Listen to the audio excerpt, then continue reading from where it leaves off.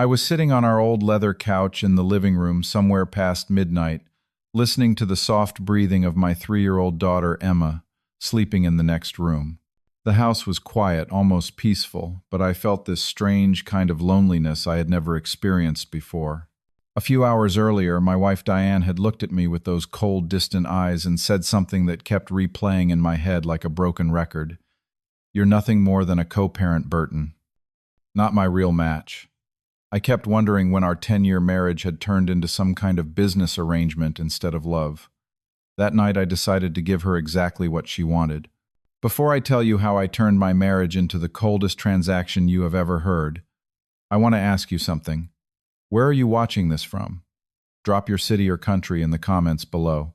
And if you have ever felt invisible in your own home, hit that like button because you are not alone.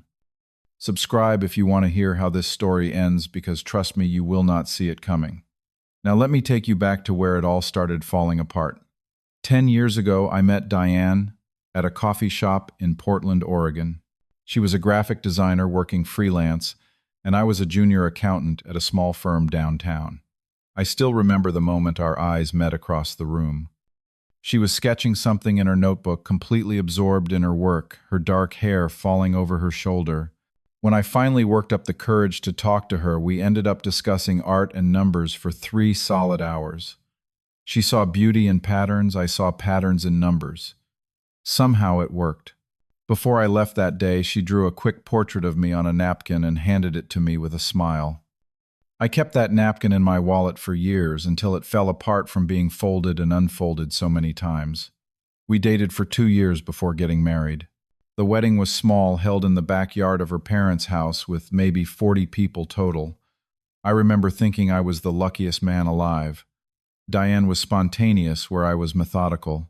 She painted on weekends while I balanced spreadsheets. We were different, but we balanced each other perfectly. Or so I thought at the time. The first 3 years of our marriage felt like a dream. We lived in a tiny apartment with a kitchen so small we could barely both fit in it at the same time, but we cooked together every night anyway. Diane continued her freelance work, taking on design projects for small businesses and startups. I worked my way up to senior accountant, bringing home a steady paycheck that kept us comfortable. We were happy. Simple, quiet, happy. Then Emma came along in year 7 of our marriage. I will never forget the first time I held her. She was so small, so perfect, with these tiny fingers that wrapped around my thumb. Diane and I spent those early months in a blur of sleepless nights. I changed diapers while Diane sang lullabies, her voice soft and sweet in the darkness of the nursery. We were a team, partners in every sense of the word. I never doubted us, not for a single second. But things started changing after Emma turned 1.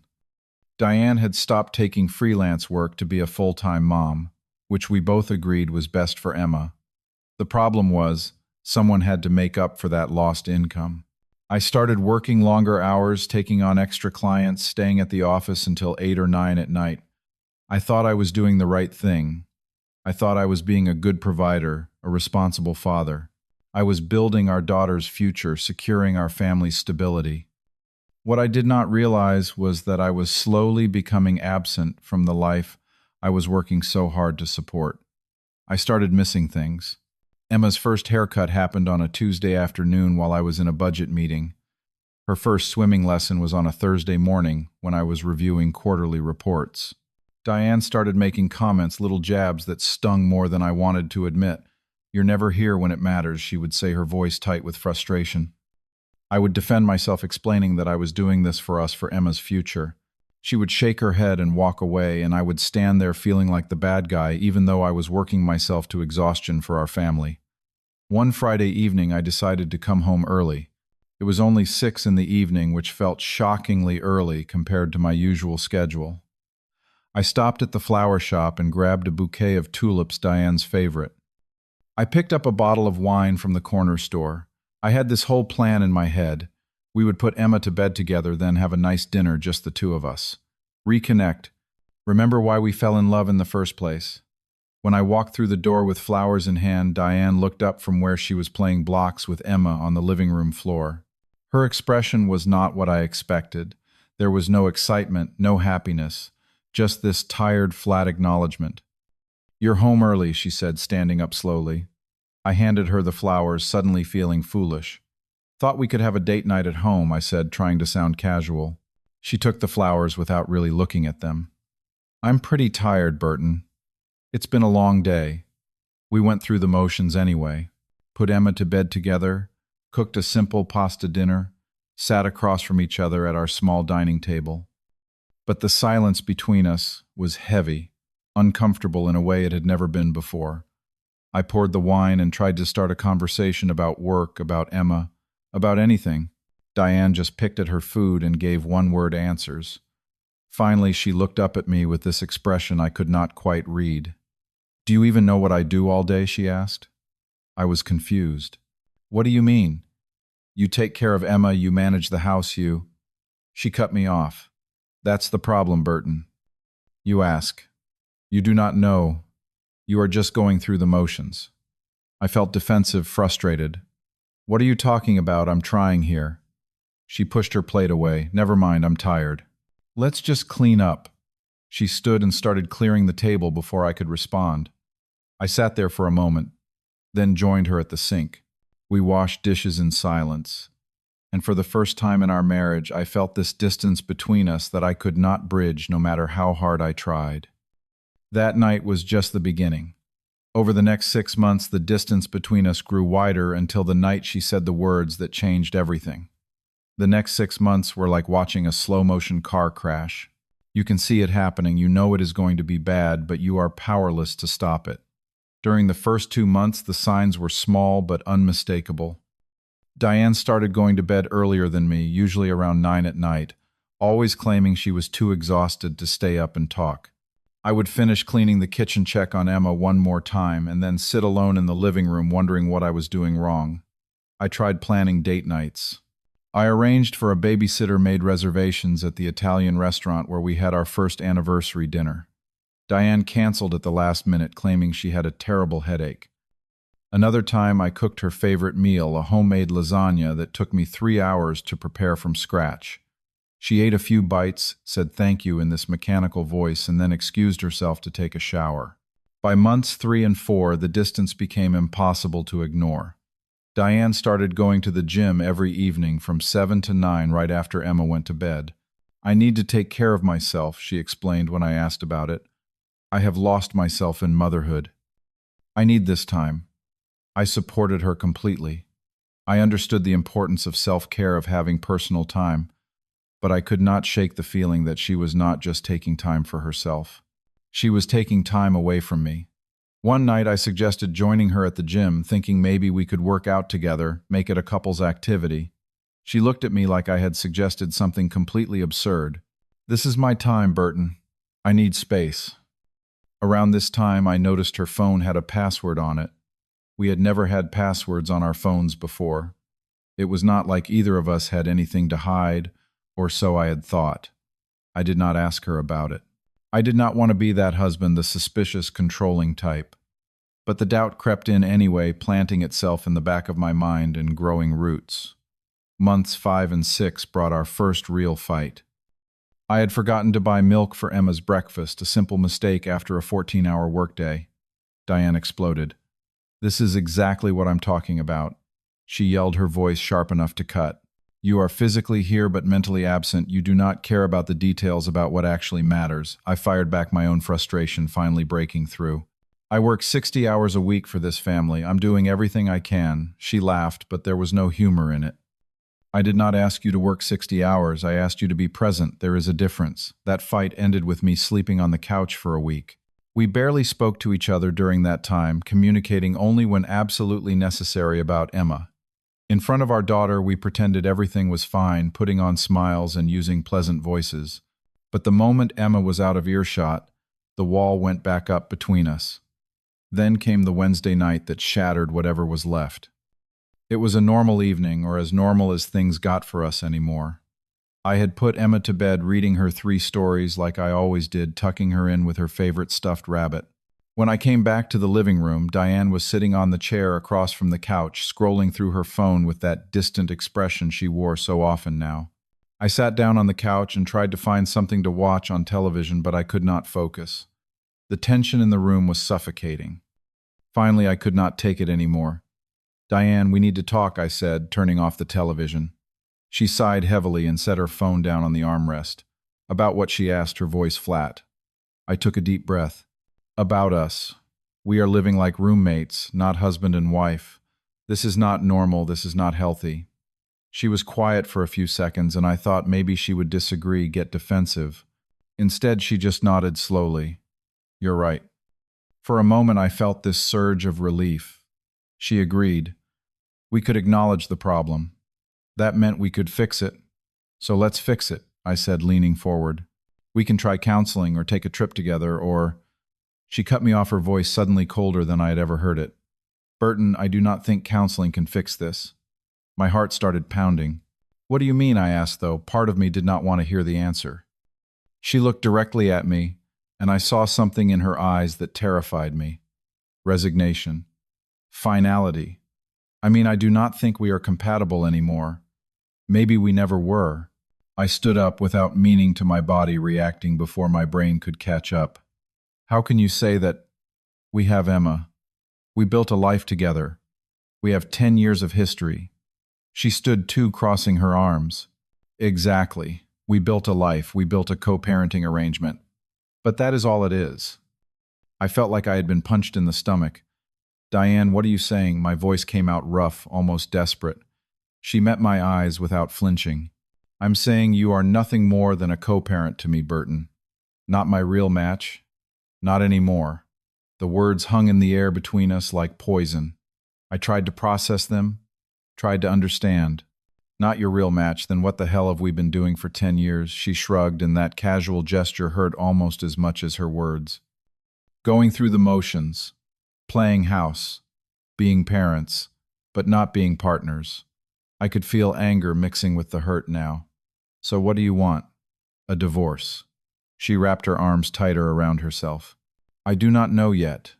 But I know I cannot keep pretending." Without another word, she walked past me toward the bedroom. I heard the door close, heard the lock click into place. I stood there in the middle of the living room, completely frozen, trying to understand how my marriage had just ended in the span of 5 minutes. Eventually, I sat back down on the couch. I looked at the wall where our wedding photo hung, the two of us smiling at the camera with so much hope and happiness. I wondered where that woman had gone. I wondered if I had ever really known her at all. I did not sleep that night. I lay on the couch staring at the ceiling, replaying every moment of our relationship in my head. I searched for the exact point where things had gone wrong, the moment I could have changed everything if only I had done something different. I thought about all the hours I had worked, all the sacrifices I had made. I had not cheated. I had not developed some addiction or terrible habit. I had not been abusive or cruel. I had just been normal. A regular husband, a regular father, trying his best to provide for his family. But as the hours passed and dawn started creeping through the windows, something shifted inside me. The hurt started hardening into something else. Anger, determination. If Diane wanted me to be nothing more than a co-parent, then fine. I would be exactly that. Nothing more, nothing less. I would stop trying to connect with her. I would stop begging for scraps of her attention. I would do my job as Emma's father, I would pay my share of the bills, and that would be it. Detached. Indifferent. Unavailable. If that was all she wanted from me, that was all she would get. The next morning I started living my new life, and Diane had no idea what was coming. The morning after that conversation, I woke up at 6 on the couch where I had barely slept. My neck hurt, and my eyes felt like sandpaper, but I got up anyway. I went to the kitchen and started making breakfast for Emma like I did every morning. Scrambled eggs toast a small cup of orange juice in her favorite purple cup. I heard Diane's footsteps on the stairs and felt my shoulders tense, but I did not turn around. I just kept cooking, kept moving, kept my focus on the eggs in the pan. "Good morning," Diane said from the doorway, her voice uncertain. It was phrased like a question, like she was testing the waters. I did not look at her. "Morning," I replied, my tone perfectly neutral. Not angry, not cold, just completely void of emotion. I plated Emma's breakfast and called up the stairs. Emma, sweetheart, breakfast is ready. I heard our daughter's little feet pattering down the stairs, and when she came into the kitchen, I scooped her up and set her in her booster seat. How did you sleep, princess? I asked, smiling at her. Good, Daddy. I dreamed about unicorns, Emma said, her face bright with excitement. I listened to her describe her dream in elaborate detail while I helped her with her breakfast, completely ignoring Diane's presence in the room. That first week set the pattern. I stopped all attempts at connection with Diane. I did not ask how her day was. I did not try to make conversation. I did not send her texts during my workday, something I used to do occasionally just to check in or share a funny thought. The only time I spoke to her was when it related directly to Emma's care. Emma needs new shoes. I will take her shopping this Saturday. I will pick Emma up from daycare today. My voice was always polite, always professional, like she was a business associate instead of my wife.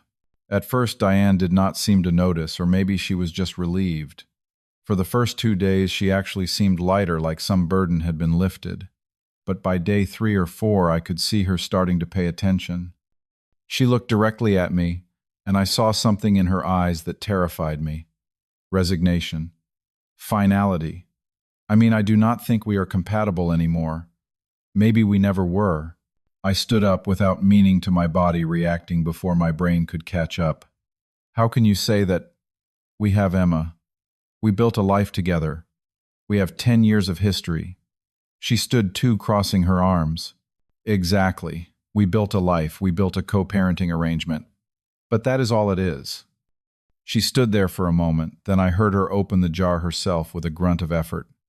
By the end of the first month, I had completely restructured my life.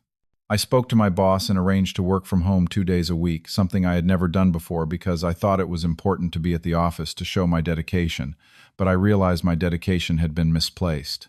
I needed to be home for Emma, not for Diane. On my work-from-home days, I would set up in the small office we had upstairs, work from 8 in the morning until 4 in the afternoon, then immediately transition to Emma time.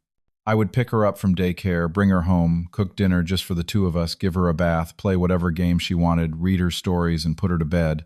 Where was Diane during all this? She was at the gym or meeting friends for coffee or working on personal projects. I stopped tracking her movements. I stopped caring where she was or what she was doing. If I needed to know something about Emma's schedule, I would ask in that same neutral professional tone. Otherwise, we existed in the same house like two strangers sharing an apartment. I also started taking care of myself in ways I had neglected for years. I began waking up at 6 every morning to go to the gym before Emma woke up. I had not worked out regularly since before Emma was born, and I forgot how good it felt to push my body to feel strong and capable. I started reading again, something I used to love but had abandoned in the chaos of work and family life. I called old friends I had lost touch with, guys from college who I had not spoken to in years. I joined an online book club and actually participated in the discussions. I was rediscovering who Burton was outside of being Diane's husband. At home, Diane and I developed an unspoken schedule that kept us from having to interact more than absolutely necessary. I cooked dinner for Emma and myself at 6. Diane would eat later after she got back from wherever she had been. I did dishes on even-numbered days, she did them on odd-numbered days. I moved my clothes and belongings into the spare bedroom and started sleeping there. We never discussed it. I just did it one night, and she did not say a word. Around the end of the first month, I could see Diane starting to get uncomfortable with the new arrangement. She would try to start conversations, casual little comments about the weather or something she saw on the news. I would respond politely but briefly, never giving her an opening to go deeper. Yeah, I saw that, or interesting, and then I would turn my attention back to whatever I was doing. One night she looked at me from across the room and said, "You seem different." I glanced up at her. "Do I?" I said, then went back to reading my book. I did not elaborate. I did not ask what she meant. I just let the silence stretch until she gave up and left the room. By the second month, something unexpected happened. I realized I was happier. Not happy exactly because my marriage was clearly over and everything but paperwork, but I was not miserable anymore. I was not constantly fighting for someone's attention, not constantly wondering what I was doing wrong, not lying awake at night trying to figure out how to fix something that the other person did not even want fixed. My relationship with Emma was better than ever. Without the constant tension with Diane, I was more present with my daughter, more patient, more engaged. My work actually improved because I was not spending my days stressed about my failing marriage. I had not worked out regularly since before Emma was born, and I forgot how good it felt to push my body to feel strong and capable. I started reading again, something I used to love but had abandoned in the chaos of work and family life. I called old friends I had lost touch with, guys from college who I had not spoken to in years. I joined an online book club and actually participated in the discussions. I was rediscovering who Burton was outside of being Diane's husband. Meanwhile, Diane was starting to unravel. I could see it in the way she watched me with Emma. One evening she came home from the gym earlier than usual and found us in the kitchen making homemade pizza. Emma was standing on a step stool carefully spreading sauce on the dough while I guided her hand. "Not too much, princess. Just a thin layer. Perfect. You are doing such a great job." Emma was giggling, her face flushed with pride. "Daddy and I make the best pizza," she announced. I smiled at her. "We sure do, sweetheart." I did not even realize Diane was standing in the doorway until I glanced up and saw her there. She was watching us with this expression I could not quite read. Pain, maybe. Regret. I did not acknowledge her. Beyond a brief nod, then turned my full attention back to Emma. "Okay, now let's add the cheese. Can you sprinkle it evenly?" I heard Diane's footsteps retreat toward the stairs a moment later. After that night, Diane started trying to reconnect. She cooked dinner for the whole family one evening, a nice chicken dish with roasted vegetables. "I made enough for everyone," she said almost shyly. I sat down with Emma and ate. The food was good, and I told her so. "This is a good meal, thank you." But my voice had no warmth in it, no invitation for more. I focused on Emma, asking her about her day at daycare, completely excluding Diane from the conversation, even though she was sitting right there. She tried suggesting a family movie night. "I thought we could all watch something together after Emma goes to bed," she said. I considered it for a moment, then shrugged. Sure, Emma would love that. We watched the movie, some animated film Emma had been wanting to see. I sat on one end of the couch with Emma curled up next to me. Diane sat on the other end, a careful distance away. I kept my arm around Emma, whispered comments to her about the movie, made her laugh. Diane might as well have been invisible. At one point, Diane got up to get water, and when she came back, she sat a little closer. She reached over to hand me the TV remote, and her fingers brushed against mine. Before that small touch would have felt intimate, charged. Now I just took the remote and moved my hand away, not rudely, just with clear intent. I saw her face fall slightly, but I did not react. By the third month, Diane was clearly struggling with the new dynamic. One night after I put Emma to bed and was heading to my room, she intercepted me in the hallway. "We need to talk," she said, her voice urgent. I stopped, turned to face her. "About what?" I asked, my voice neutral. She ran her hand through her hair, a nervous gesture I recognized from years of knowing her. "About this. About us. About this coldness between us." I leaned against the wall, crossing my arms.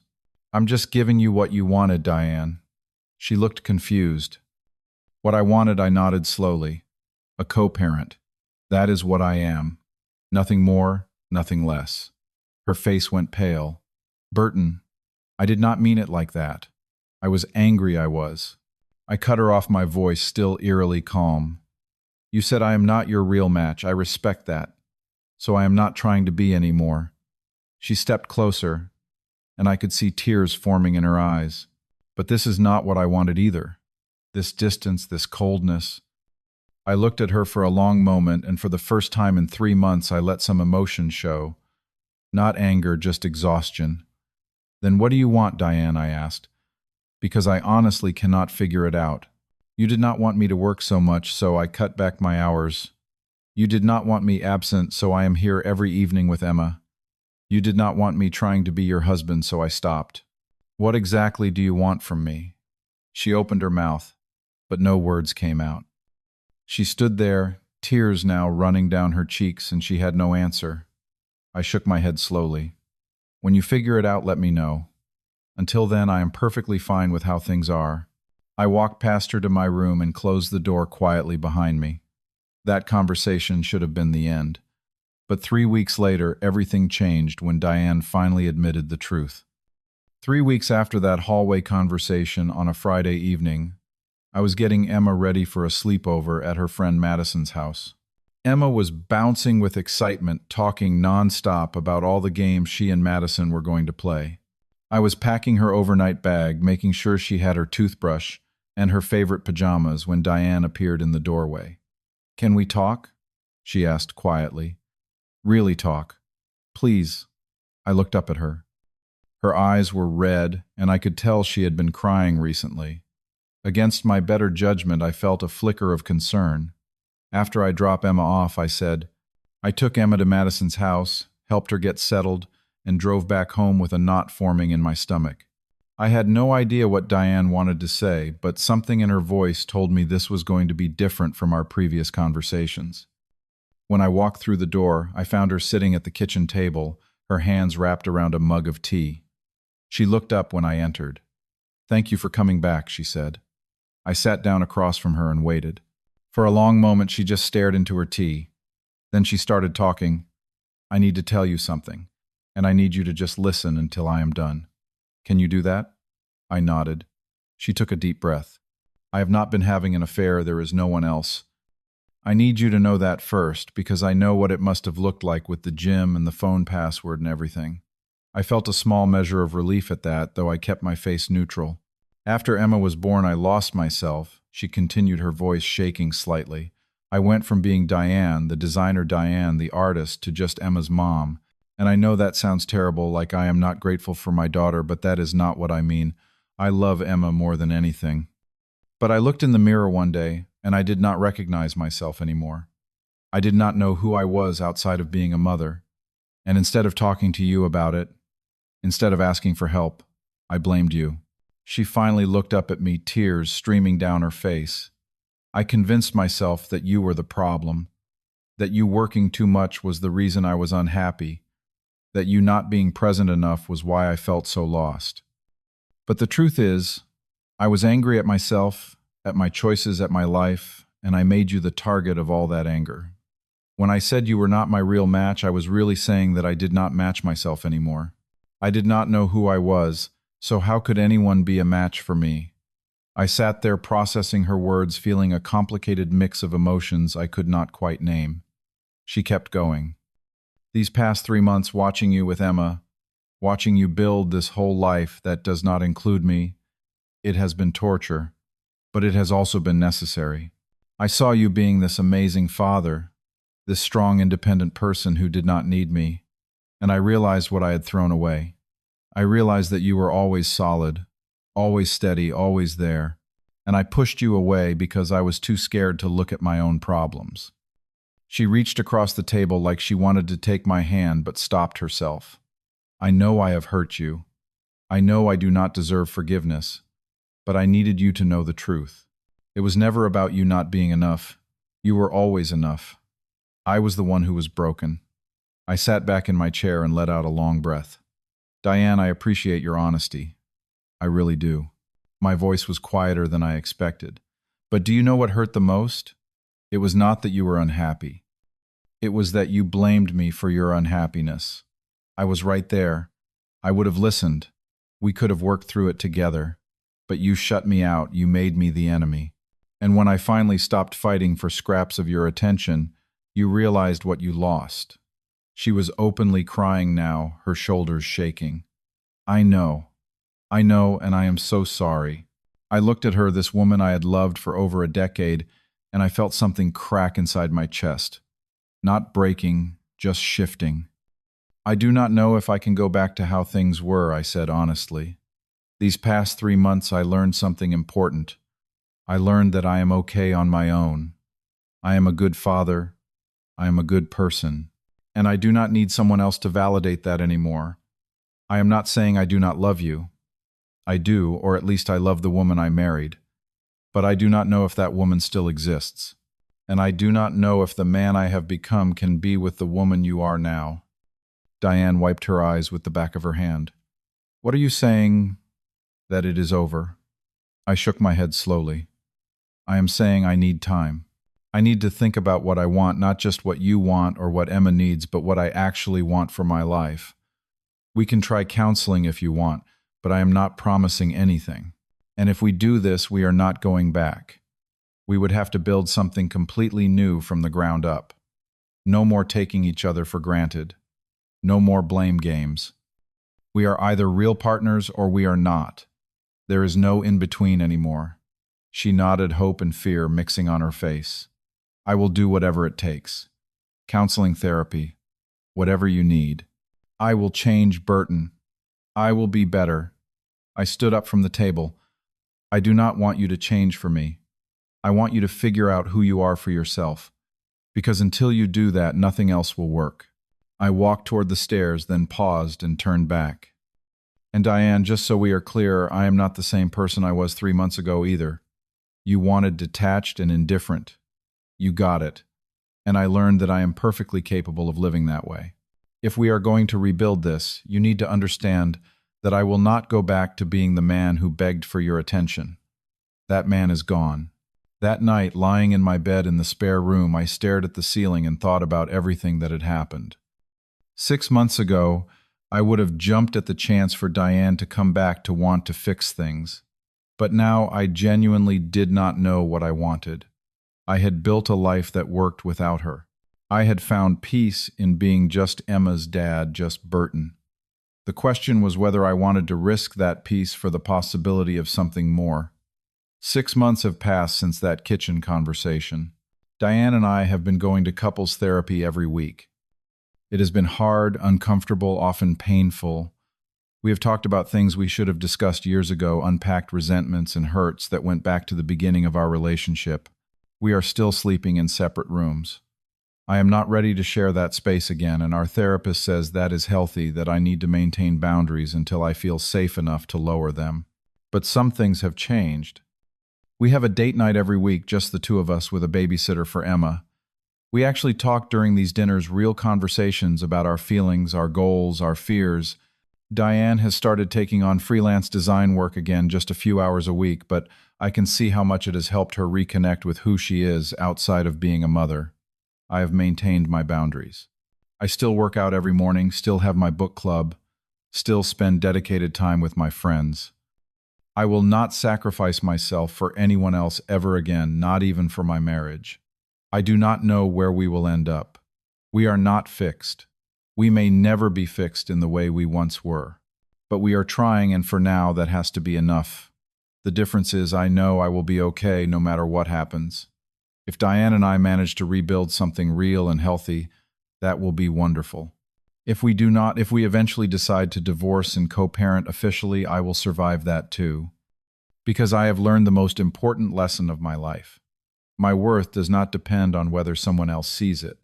I learned that loving someone does not mean losing yourself. You can be a partner, a parent, and still be your own person with your own identity and your own value. I spent years trying to prove I was enough for Diane, working myself to exhaustion, sacrificing my own needs, begging for validation. The truth is, I was always enough. I just needed to believe it myself. Marriage is not about completion. It is not about finding someone to fill the empty spaces inside you. It is about two whole people choosing each other every day, not out of need or desperation, but out of genuine love and respect. And if someone stops choosing you, you do not beg for their attention. You either let them go, or you become someone worth choosing again, but you do it for yourself first, not for them. I do not hate Diane. I understand her now in a way I did not before.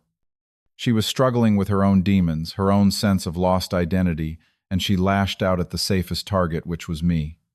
We both made mistakes. The difference is, I have learned from mine. I have learned to value myself, to set boundaries, to understand that I deserve to be chosen, not tolerated. So if you are in a relationship where you feel invisible, where you feel like you are constantly fighting just to be seen, I want you to ask yourself something. Are you fighting for love, or are you just fighting to be noticed? because sometimes the most powerful thing you can do is walk away from the fight and find yourself on the other side. Even if that other side is just your own peace, your own strength, your own understanding of your worth. Right now, I am sitting on that same old leather couch where this whole journey started. Emma is asleep in her room, her soft breathing audible through the baby monitor on the coffee table. Diane is in the kitchen washing the dishes from dinner, something she has volunteered to do more often lately. I can hear the water running, hear her moving around. I do not know what our future holds. I do not know if we will make it or if we will eventually go our separate ways. But here is what I do know. I am no longer afraid. I am no longer desperate for her approval or her love. I finally found what I was searching for all along. Not her love, but my own strength. And nobody can ever take that away from me again. Now I want to hear from you. Have you ever felt invisible in your own relationship? Have you ever had to choose between losing yourself or losing someone else? Drop your thoughts in the comments below. And if this story resonated with you, hit that like button. Subscribe to hear more real stories about real struggles and real growth. Share this with someone who might need to hear it, someone who is fighting to be seen and needs to know they are not alone. Thank you for listening to my story. I hope it helps you find your own strength, whatever battle you are facing. Take care of yourself out there. You deserve it.